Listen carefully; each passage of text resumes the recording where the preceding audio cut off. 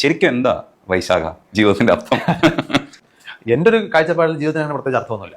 ജീവിതത്തിന്റെ ഉദ്ദേശം ജീവിക്കുക എന്നുള്ളതാണ്. അത് ആ ഉദ്ദേശത്തോടുകൂടി നമ്മൾ ജനിക്കുന്നതല്ല.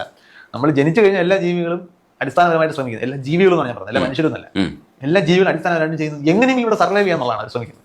അതിനുവേണ്ടി കാണിക്കുന്ന പരാക്രമങ്ങളാണ് ബാക്കി ഈ ലൈഫിൽ നടക്കുന്ന സംഭവങ്ങളല്ല. നമ്മളത് തന്നെയാണ്. നമ്മൾ താങ്കൾ എന്തിനാണ് ഇങ്ങനെ ഇന്റർവ്യൂ നിൽക്കുന്നത്, ഞാൻ എന്തിനാണ് സയൻസ് പോപ്പുലറൈസ് ചെയ്യുകയോ സയൻസ് പഠിപ്പിക്കുകയോ?